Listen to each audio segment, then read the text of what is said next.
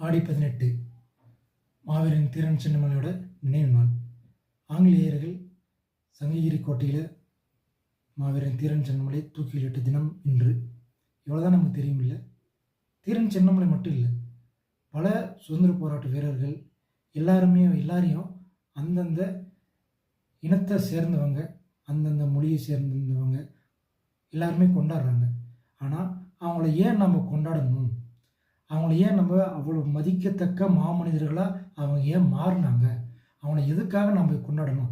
ஏன் அவங்களுக்கு நம்ம வீர வணக்கம் செலுத்தணும்? அப்படி நமக்கு அவங்க இந்த நாட்டுக்கு என்ன பண்ணாங்க, நம்ம குலத்துக்கு என்ன பண்ணாங்க, நம்மளுடைய முன்னோர்கள் அவங்க அப்படின்னு சொல்லிட்டு அவங்கள நம்ம கொண்டாடுறோம். அது தப்பு இல்லை. கண்டிப்பாக அவங்களுக்கு உண்டான ஒரு மரியாதையை நம்ம செலுத்தி தான் ஆகணும்.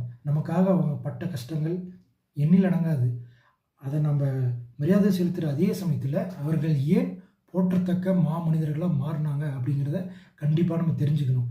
அதை தெரிஞ்சுக்காமல் வெறுமனே கும்பலில் கோவிந்தா போடுறது, எல்லாரும் பண்ணுறாங்கன்றதுக்கோசரம் நம்மளும் பண்ணுறதோ, இல்லை என்னுடைய குலத்தோர், என்னுடைய குலம், என்னுடைய வம்சத்தில் வந்தவங்க, என்னுடைய முன்னோர்கள், என்னுடைய இனத்தை சேர்ந்தவங்க, என்னுடைய சாதி மதத்தை சேர்ந்தவங்க அப்படின்றதுக்காக மட்டும் அவர்களை போற்றி புகழாமல் எதனால் அவர்கள் மதிக்கத்தக்க மாமனிதர்களாக மாறினாங்க அப்படிங்கிறத தெரிஞ்சுக்கணும்.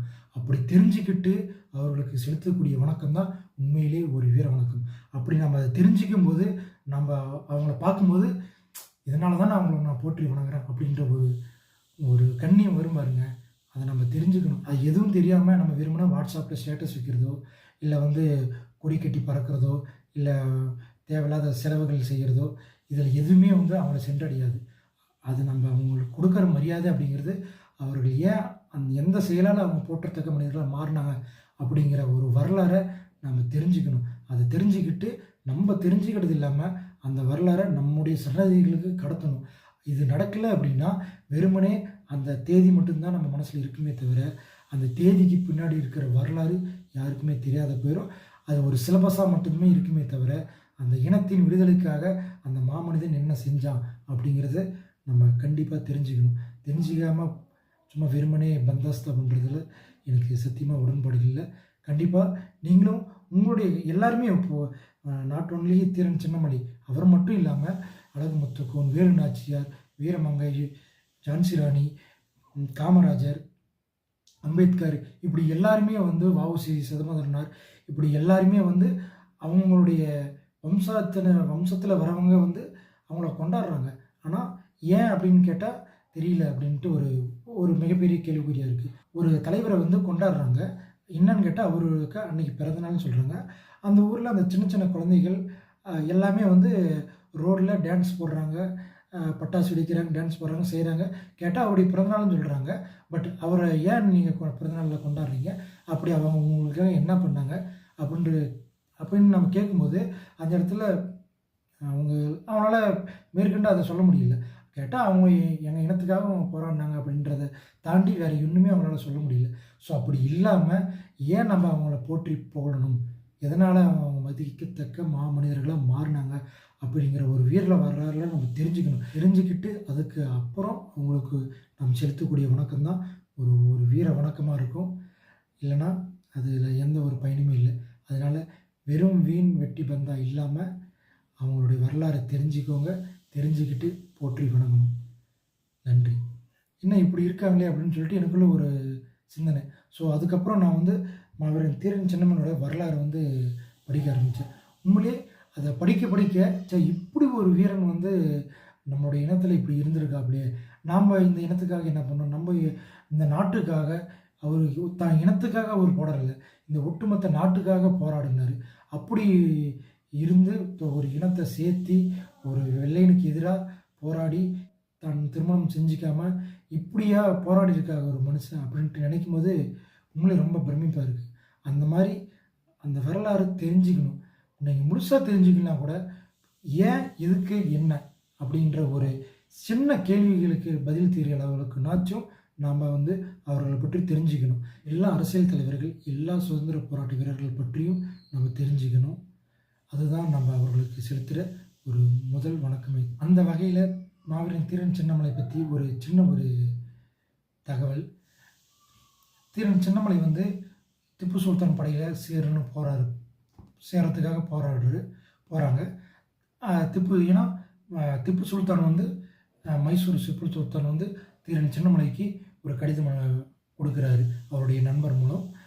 இந்த மாதிரி வந்து ஆங்கிலேயர்களை எதிர்த்து போராட்டத்துக்கு உங்களுடைய உதவி தேவை, உங்களுடைய படை மூலம் சப்போர்ட் தேவை அப்படின்னு சொல்லி இதை அறிஞ்சிக்கிட்ட தீரன் சின்னமலை அப்போ வந்து தமிழ்நாட்டில் ஆங்கிலேயரோட தாக்கம் கம்மி.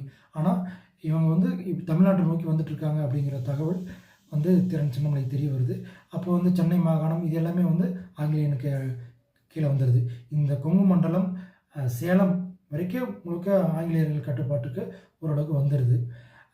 சேலத்தை தாண்டி அந்த கொங்கு மண்டலத்தை வந்து அவங்களால தொட முடியல. ஆனால் இந்த நிலைமை இப்படியே நீடிச்சிச்சுன்னா கண்டிப்பாக இது நடக்கும் அப்படின்னு சொல்லி திப்பு சுல்தான் கூட படையை கூட நம்ம சேர்ந்து ஆங்கிலேயரை வெல்லணும் அப்படின்னு சொல்லிட்டு முடிவு பண்ணி கொங்கு நாட்டில் இருக்கிற அனைத்து வீரர்களை ஒவ்வொரு ஊராக சென்று இதை பற்றி எல்லாருக்கும் வந்து பயிற்சி கொடுத்து தன் படையை வந்து திரட்டுறாரு.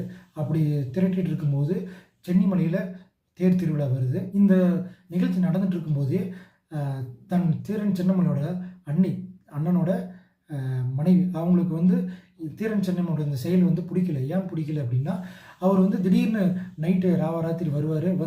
அவர் வரவர் தனியாக வரமாட்டாராம். வரவர் கூட 10 பேர்த்த கூட்டிகிட்டு வந்து சாப்பாடு போட சொல்லுவார். ஏன்னா இவர் எங்கேயோ ஒன்று 4 பேர்த்த கூட்டிகிட்டு போவாங்க. பொழுதுனிக்கும் வந்து நாள் முழுக்க வந்து பயிற்சியில் ஈடுபடுவாங்க. எல்லா ஊருக்கும் போய் தகவல் தெரிவித்து படையை திரட்டணும். அதனால சொல்லி இதே வேலையாக சுற்றிட்டே இருப்பார். எப்போ வருவார் எப்போ போவார்னு தெரியாது. திடீர்னு வரப்போ புது மனிதர்களை கூட்டிகிட்டு வர்றார். வீட்டுக்கு கூட்டிகிட்டு வந்து அவங்கள சாப்பாடு போடணும்போது அவங்களால அதை தவிர்க்க முடியல. ஏன்னா வீட்டில் இருக்கிறது அவங்க தான் மூத்தவங்க. ஸோ அந்த அம்மையாரால் அதை தவிர்க்க முடியல.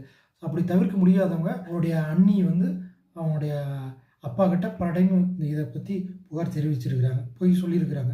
நான் அந்த இடத்துல எனக்கு வந்து இப்படியே அவங்களுக்கு வரவங்க போகிறவங்களாம் சூறாக்கி போட்டு சொத்தழிஞ்சிட மாட்டேங்குது. நமக்கு சொல்ல வேண்டும் பெண்களை வந்து அவங்க அந்த மாதிரி ஒரு குணம் பிடிச்சவங்க. சுத்தமாக அவங்களுக்கு பிடிக்கல. அவங்க அப்பா கிட்ட பல முறை சொல்லியிருக்காங்க. இந்த மாதிரி என்ன பண்ணிட்டாங்க, புள்ளக்குட்டியோட கூட்டிகிட்டு அவங்க அப்பா வீட்டுக்கே போட்டாங்க. ஆரியப்பட்டி அப்படிங்கிற ஒரு கிராமம் அங்கேருந்து தான் அவங்களுடைய அப்பாவோட ஊருக்கு போயிட்டாங்க. அந்த கிராமம் எங்கே இருக்குன்னா சென்னிமலையிலேருந்து சென்னிமலைக்கு பக்கம் அந்த கிராமம் இருக்குது. அந்த சென்னிமலையிலேருந்து ஓடாநிலை ஒரு 9 கிலோமீட்டர். அவங்க ஊருக்கு போயிடுறாங்க. அப்போ வந்து சென்னிமலையில் தேர் திருவிழா சரியாக அந்த சென்னிமலைக்கு பக்கம்தான் வந்து தீரன் சின்னமலையோட தங்கையும் வந்து திருமணம் செஞ்சு கொடுத்துருக்குறாங்க. அதனால் வந்து தேர் திருவிழாவுக்கு எல்லோரும் வருவாங்க. தீரன் சின்னமலையும் திருவிழாவுக்கு போயிருக்காரு. இவனோட அண்ணி வந்து போய் அவங்க அப்பா கிட்ட கம்ப்ளைண்ட் பண்ணனால அவர் என்ன பண்ணியிருக்காரு, அந்த ஆரியப்பட்டி அவருடைய தான் மாமனுக்கு தான் வந்து ஒரு திருமணம் செஞ்சு மாமனோட மகளை தான் திருமணம் பண்ணி கொடுத்தது தன்னுடைய அண்ணனுக்கு. அவர் வந்து தீரன் சின்னமலைக்கு நம்ம வந்து ஒரு பாடம் போட்டி ஆகணும். அவன் வந்து ஒரு வீரன். அவன் வந்து இந்த மாதிரி இருக்கிறனால தான் அவனுக்கு எல்லோரும் மரியாதை செலுத்துகிறாங்க. அதனால் அவனை வந்து சூழ்ச்சியால் தான் வெல்லணும், அவனை வீரத்தில் வெல்ல முடியாது, அவனை மானமங்கம் பண்ணணும் அப்படின்ட்டு முடிவெடுத்து அவனுடைய மாமன் என்ன பண்ணுறாரு, அந்த தேர் திருவிழாவில் சில மூடர்கள், அதாவது மூர்க்கமான தீரன் சின்னமலையை பற்றி பெருசாக அறியாத ஒரு மூடர்களை 4-5 பேரை கூட்டிகிட்டு வந்து அந்த கூட்டமாக தீரன் சின்னமலை ஏதோ ஒரு மானபங்கம் பண்ணணும்னு சொல்லிட்டு அந்த தேருக்கு பக்கம் போகும்போது அவர்களை வைத்து தேரோட கால் சக்கரத்தில் பிடிச்சி கட்டி போட்டுறாங்க. தீரன் சின்னமலை அவருடைய தம்பிகள் 2 பேரையுமே வந்து தேர் சக்கரத்தில் கட்டி போட்டுடுறாங்க. கட்டி போட்டு அந்த 4-5 பேர் அங்கேயே கம்புக்கு ஈட்டியோட காவலுக்கு இருப்பாங்க. யாரும் வந்து அவர்களை வந்து கழட்டி விடாத மாதிரி. ஸோ அந்த வீரர்களை பார்த்துட்டு இவன் பொதுமக்கள் எல்லாம் வந்து ஆரவாரப்படுறாங்க. பட் யாரும் வந்து வந்து அவளை கழட்டி விடுறதுக்கு முன் வரல. ஏன்னா அவங்களுக்கு பயந்துட்டு இருக்காங்க. ஸோ அங்கே அந்த திருவிழாவுக்கு வந்த தன் தங்கையும் அங்கே திருவிழாவுக்கு வந்திருக்கிறாங்க. ஸோ இதை அறிஞ்சு தன் தமையனார்கிட்ட அவங்க போய் சொல்லி அவங்க வந்து அவங்க ஊர் ஆளுங்க 4-5 பேரை கூட்டிகிட்டு வந்து இவங்க வரவை பார்த்தோம் இவங்க தெரிச்சு ஓடிட்டாங்க. ஸோ அதுக்கப்புறம் தீரன் சின்னமலையோட கட்டில் அவிழ்த்து அவங்கள தன் தங்கை வீட்டுக்கு தங்கை கூட்டிகிட்டு போயிடுறாங்க. அங்கே போனால் தங்கை ஒரு பக்கம் புலங்க போகிறாங்க. ஏன்னா நீ எவ்வளோ பெரிய மாவீரன், நீ உனக்கா இந்த நிலைமை, ஏன் மாமன் இப்படி பண்ணா, அவன் ஒரு முட்டாள் மாமா, அவனுக்கு மரியாதை கொடுத்துட்டு நீ இப்படி வந்துட்டிய, நீ எவ்வளோ பெரிய வீரன், இனி எப்படி நீ அந்த ஊரில் நீ தலை குனிஞ்சு நடக்க முடியும், என்னெல்லாம் இப்படி வந்து அண்ணனை இப்படி மானபங்கப்படுத்திட்டாங்களேன்ட்டு என்ன என் ஊரில் பேச மாட்டாங்களா, நீ எப்படி தலை குனிஞ்சு நிற்ப, நீ வந்து ஆங்கிலேயனே எதிர்த்து நீ போராடுற, அப்படிப்பட்ட உன்னுடைய வீரம் இப்போ எங்கே போச்சு அப்படின்ட்டு தன் தங்கை ஒரு பக்கம் புலம்புறாங்க. இது எல்லாம் கேட்டுட்டு அவருக்குள்ளே அப்படியே வெறி ஏறுது. அவரால் என்ன பண்ணுறது முடியல.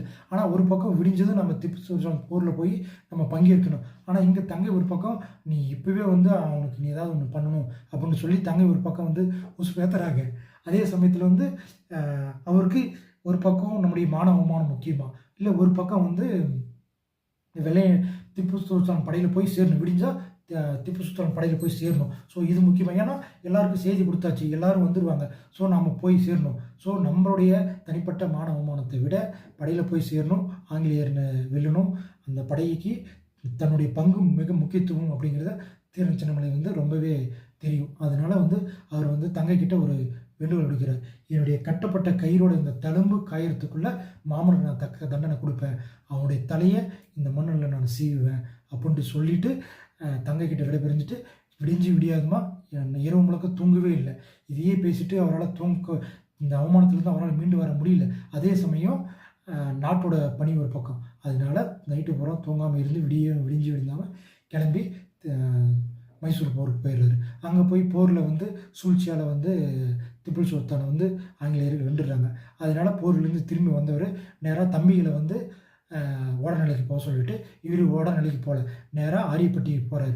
ஆரியப்பட்டிக்கு போயிட்டு அந்த மாமனோட மகன் இவங்க 2 பேரோடையும் தலையும் வெட்டி அந்த தலையை அங்கே இருந்த தூக்கு மரத்தில் அங்கே இருந்த புளிய மரத்தில் கட்டிட்டு தீரன் சின்னமலை அதுக்கப்புறம் தான் ஓடநிலை போகிறாரு.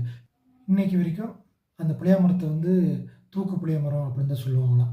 ஸோ அப்படிப்பட்ட ஒரு வீரன் வந்து மாவீரன் தீரன் சின்னமலை.